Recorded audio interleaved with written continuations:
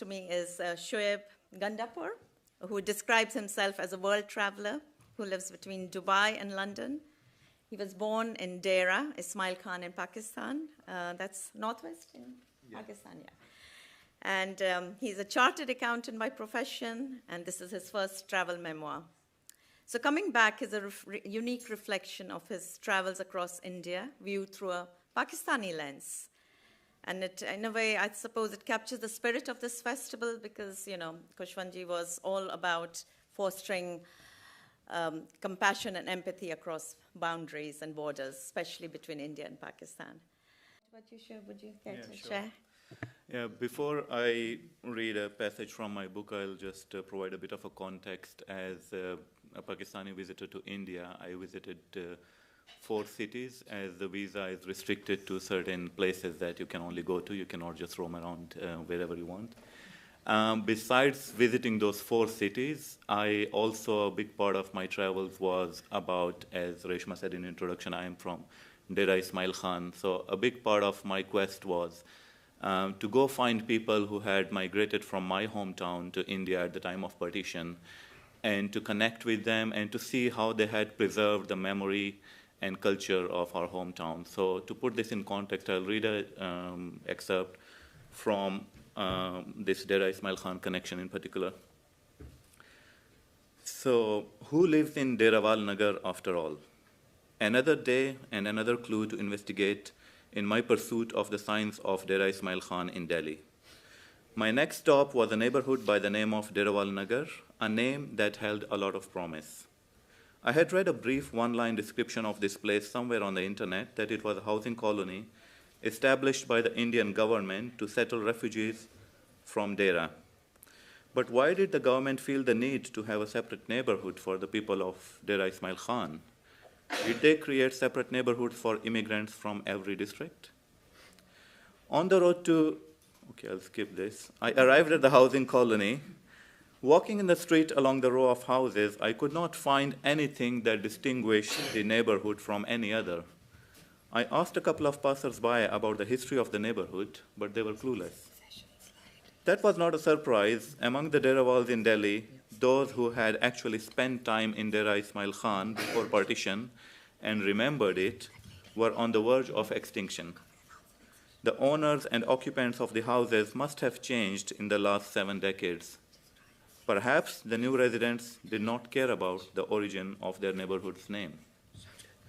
In a side street, I came across a real estate broker's office. I walked in and informed the man inside about the important mission I was on. He proved to be helpful. He directed me to a Hindu temple 2 streets away, where, according to him, I would have a good chance of finding the oldest inhabitants of the colony. I walked to the temple and saw a Hindi signboard on the adjacent building saying, D.I. Khan Seva Samiti, which means D.I. Khan Service Organization. It looked like I had found the place I was looking for. I stepped into the building and found myself in what looked like an admin office. Framed photographs of important people from the community adorned the walls, some of them garlanded. Of D.I. Khan was written below the names of most. The gentleman sitting behind the desk looked incredulous when I told him that I had come from the city, after which the whole neighborhood had been named and built. Phone calls were made, more folks from the community were called in, tea was ordered, kachoris were served to the man from Dera Ismail Khan, who had come to meet the natives of his city who had been forcibly separated from it. One young man went out to fetch the only elderly gentleman of the neighborhood who had actually lived in Dera Ismail Khan. When he arrived, he embraced me. He said he was only 5 when his family left home, leaving behind everything. Do you know about Sotewa Gully? He asked me. That's where our house was. He went on to ask if the said street and house still existed. I assured him I would look for it on my next visit to my hometown. Thank you.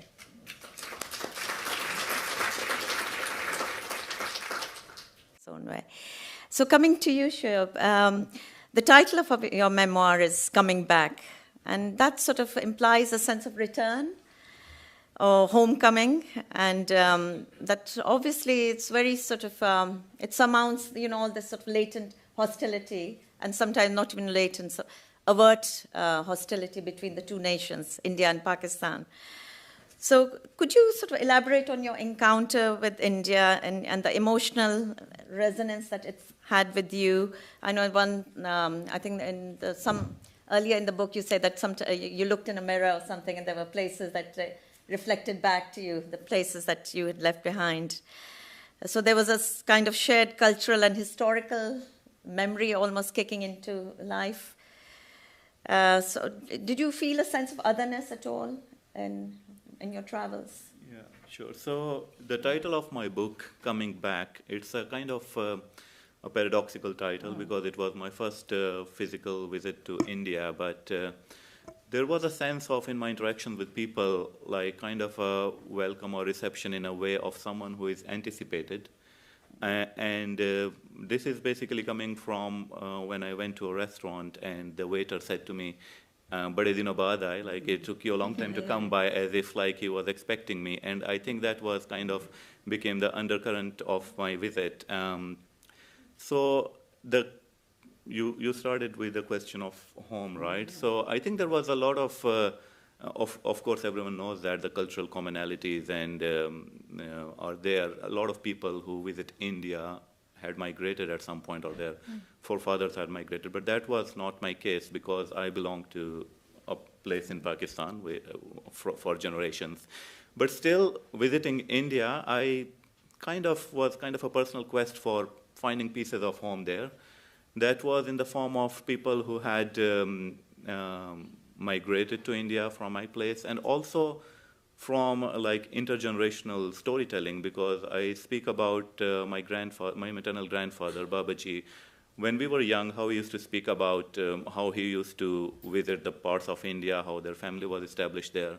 So there was a sense of like going and reliving or seeing what he had seen or what I had heard from him. So what I felt was that even though I'm not from that land, but through the intergenerational storytelling and through this memory or pieces of home, I think the concept of belonging, because home is a place to which we belong, right? So the concept of belonging to a physical place, or when we talk about home, like it's a birthplace or the place we are from, it's not just limited to that. It also comes from memory passed on. It also comes from stories you have heard. It also comes from a lot of cultural commonalities that you may find in a place that you're visiting for the first time, but it reminds you of home. And then it can create a paradoxical situation, like as if you're coming to home, but you are going to a strange place at the same time. Right, yeah. In fact, my father was a child of the partition, and some years back he's no longer with us, but he did visit his childhood home in Sargodha, just outside Lahore, and he visited the family who lived there.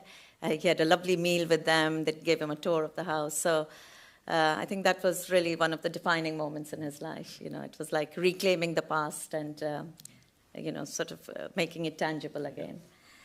So now, I think talking about home and displacement and misplacement in some senses brings us neatly to the idea of national identity.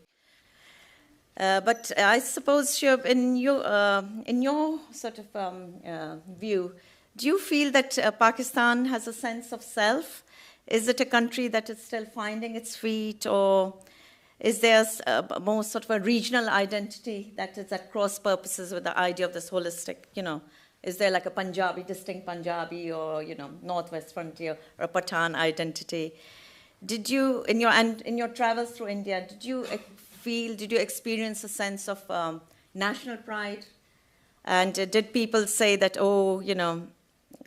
when they found out where you were from, did they say, I'm a proud Indian, or were they more saying, are you a fellow Punjabi or a fellow Pathan, So I think we'd be interested to hear that.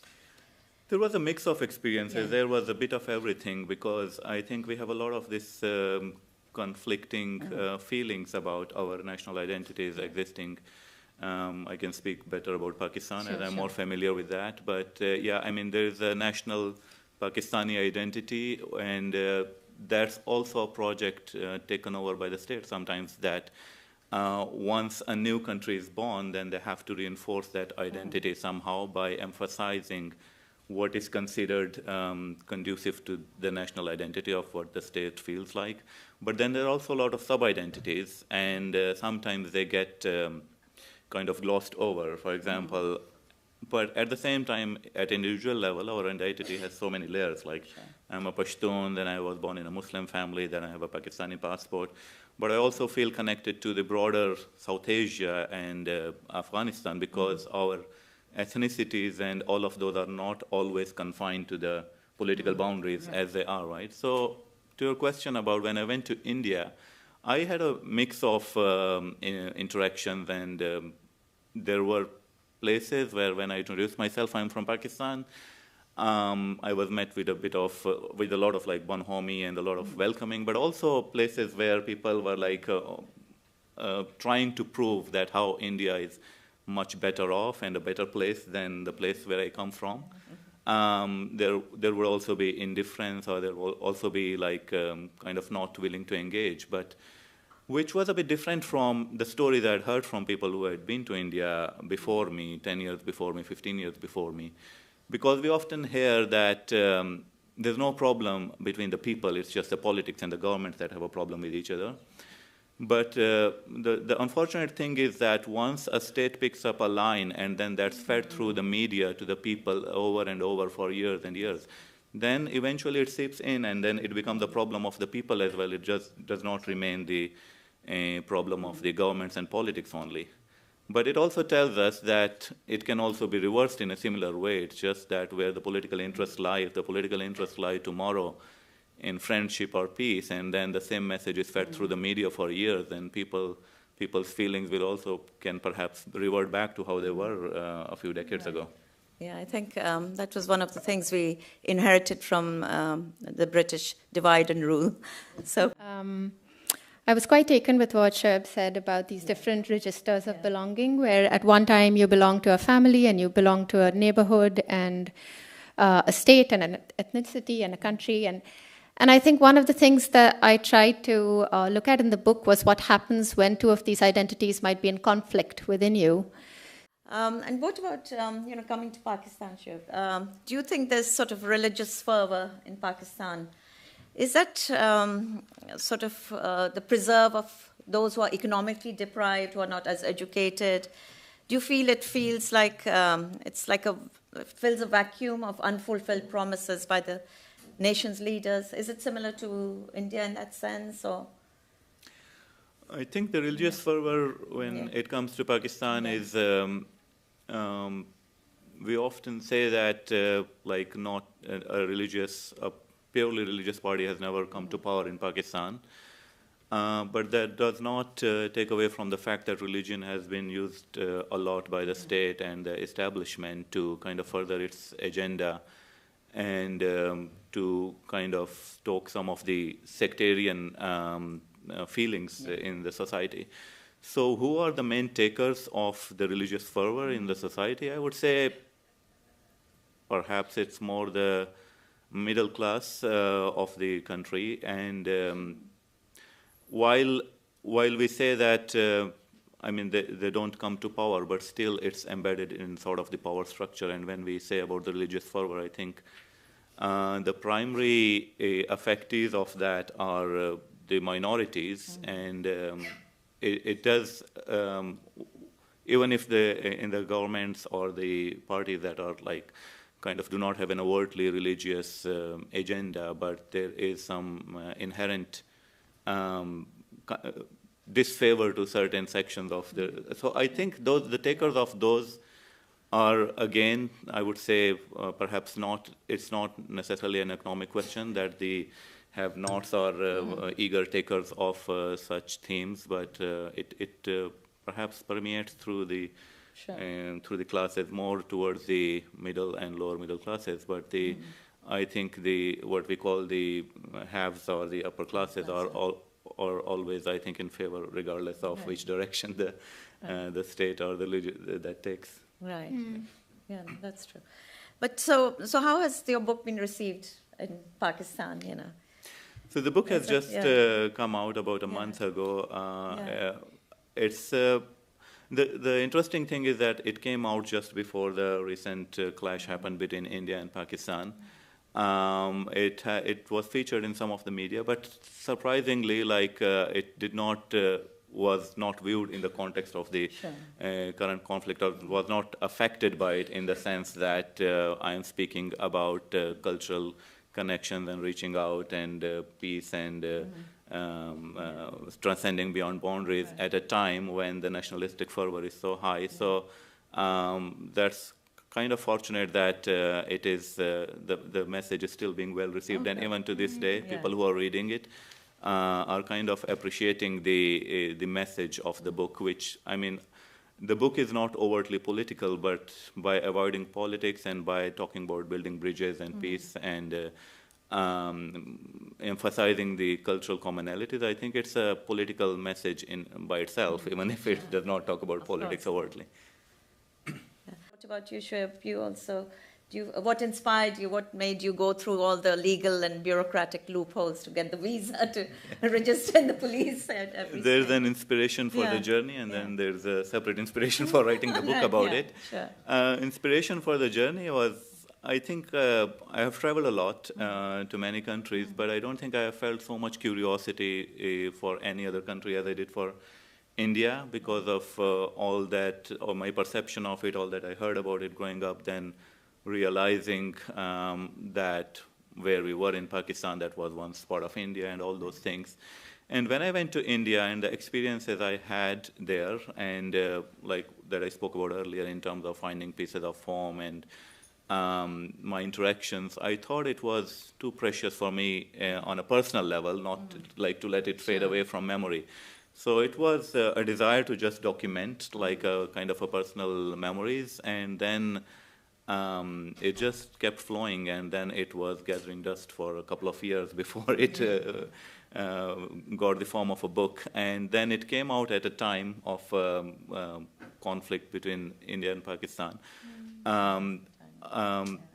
So unfortunately, while it's published in the UK and in Pakistan, but I was in advanced negotiations with an agent in India, and they were happy to take it. But even before the conflict, they said, is there a way that you can remove the name Pakistan from the title?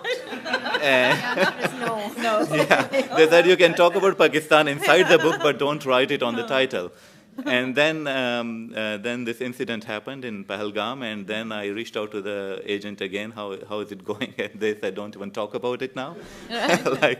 But I somehow still managed to get it independently made available in India, so people in India can still find it, but I don't know how long it will stay that way. Okay. In the gaps. Okay, thank you. Do we have time for Q? No. Okay. So let me conclude. Let me finish the conversation with a quote from Banu Mustaq. You know, she just won the Booker Prize for International Booker Prize for her book Heart Lamp. She says, "In a world that often tries to divide us, literature remains one of the last sacred spaces where we can live inside each other's minds, if only for a few pages." So in that spirit, I urge you to buy all our books, spread the word, and maybe, David can't you, but, we'll be around. So if you have any burning questions, please do feel free. Thank you again. Thank you.